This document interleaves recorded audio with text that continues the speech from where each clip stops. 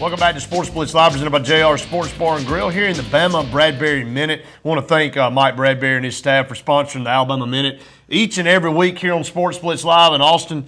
Alabama basketball making it into the championship, the NIT, but not finishing quite the way they wanted it to finish. Well, it's basically, the past two out of the past about 11 years we've been in the finals in the NIT. And this year, for this team to make it to the NIT championship. May have been the last NIT. Well, if they expand to 96, there won't be another NIT. Well, I'll tell you, yeah, the NIT, okay, people can joke, say you're the 69th best team in the country. And you're not in tournament. NIT, not in tournament. Yeah, I understand all that jokes, but when you're an Alabama team, just like, say if Auburn makes it next year and advances, if they get close to the bubble and then they advance, the reason Alabama is not in the NCAA tournament is because they played these tournaments so poorly at the beginning of the year, losing to teams like St. Peter's, whatever that is. Now we've gotten to where we play better in tournaments. We've advanced. We've got a little confidence moving in. And not only that, we got 2.5 more weeks of playing that we wouldn't have gotten. Able to practice as a unit and all that kind of great stuff. So, no, it's not like making it to the Sweet 16 or any of that kind of stuff. But it did give the team a chance to travel, to go to Manhattan, to go to New York, do all that great stuff. So. And we did get blown out. We played terrible in the second half, and because we've got to get some shooters. Alabama has got to get somebody who can shoot the deep ball because we are a zero deep ball threat. Well, speaking of New York, Alabama ties New York University and Notre Dame for the most NIT semifinal or final appearances without winning a championship, and that's with 6. So getting it there and just can't put it over the top. We'll move on into football. Austin, we're a couple of weeks away from A-Day for Alabama and Auburn, but Alabama, some notes from their scrimmage this past weekend. Well, I'll tell you what, the quarterback competition is really heating up from what I understand. Phillip Sims, the very highly touted recruit from 2 years ago. He had a pretty strong performance, 20 of 30, 225 yards, 3 TDs, 2 interceptions. A.J. McCarron, 18 for 33, 189, 3 TDs and 1 interception. Eddie Lacy, 3 touchdowns. That's pretty strong right there. It looks like it's going to be another two-headed monster there, running back position for Alabama with, of course, Trent Richardson. He only got 5 rushes, 40 yards. He had a kind of an injury bug last year, so I don't look, you know what he's going to do. You took the words out of my mouth. In these scrimmages, some of these guys, why does he need to run it 15 times? You already know what he can do. Absolutely. And Jalston Fowler, a guy we saw at the Super 6 in Tuscaloosa a couple of years ago. Is he 29? Well, let me tell you what. I was just checking. He's a grown man. He is. He may be older than Chris Winkie was when he played. He ain't older than Barrett Trotter. Barrett Trotter's 978 years old. Yeah, okay. But and you got D. Hart, who's the highly touted freshman who comes in early. He did get 11 carries for 25 yards. Interesting to see as how he kind of fits in this year. Because Alabama has a lot of upperclassmen at the running back position. Interesting to see how he kind of comes in. Yeah, some defense, some receiving, and some defensive stats as well. Receiving numbers, I think it's going to be wide receiver by a committee. You got Kenny Bell, had 7 receptions. Marquise Mays, you know what he's going to be a dude, had 76 yards. Darius Hanks, I look for him to have a big year. And DeAndre White out of Texas, he had 4 receptions, 61 yards.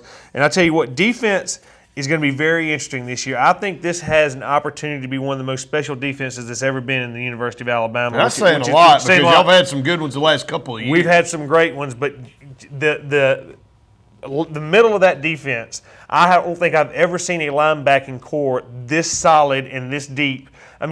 Our second 4 could start on most teams in the country, and I'm not saying that because I'm an Alabama fan. Who are you going to bench? No, you got C.J. Mosley, who had an outstanding true freshman. Nico Johnson, who has stepped it up. I've heard he stepped it up big time. He's got his mind right now. He needed to because he was faltering a little bit last year. And you got Donta Hightower, who is, if he has finally bounced back for that injury, might be the number 1 middle linebacker prospect in the country.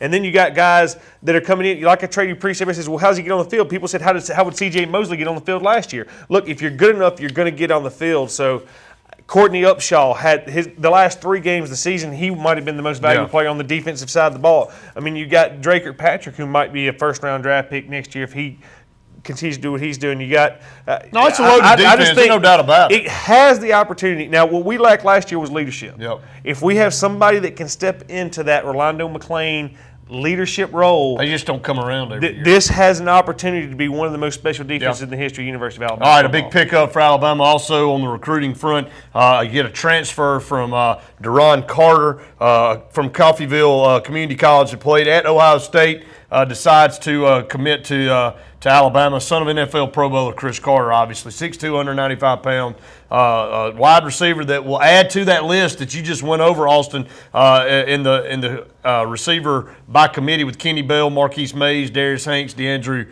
White. Let's move on into some baseball action and some softball action because the lady Crimson Tide getting it done right now. We'll start with them on the softball side. Well, actually, I think we're starting with the baseball side. Alabama. Yeah, Justin does run the show, I guess. So we'll start with looks whatever like he puts Alabama, up. Alabama did take the series at home versus Arkansas. Fell on Sunday 4-3 to the Razorbacks, but Alabama really has picked it up as of late, moved in the top 25. Like I said earlier in the show, the only team in the SEC West with a winning record in conference. So I look at Alabama; they're picking it up after a slow start. And of course, we got Sanford tonight, but we got that big series where if we can somehow win 2 or 3 at Vanderbilt. You'll see me dancing around my front porch. But if we can get 1 or 2, if we just don't manage not to get swept, I'll feel pretty good. We'll hope they don't win 2 or 3 just for that. So nobody drives by and sees you doing that. Anybody likes YouTube, get your cameras there you go. I'll be posted outside with mine ready. But again, the lady, the softball team did a great job as well. And we'll run once again the scores up here from the softball team. South Carolina still hadn't scored. I mean, they're still trying to score. They're still trying. Alabama is just the softball team. You know, the lady gymnastics and the lady Kelsey softball Dunn, teams. though, Wow. is the mastermind behind that, and she named that Southeastern Conference Softball Pitcher of the Week. She could probably be named that each and every week, but Alabama's softball team really getting it done, and they built up a strong program over the last 2 or 3 years, and they've been making it to the College World Series. Just can't get over that hump, but this might be the year that Alabama can get there and win it all. So it'll be interesting to see, but that's going to end it up for the Bama Bradbury Minute. Again, we want to thank Mike Bradbury and his staff for all that they do. Well, things are going so well at the athletic department at the University of Alabama. He almost gets a whole segment out of it.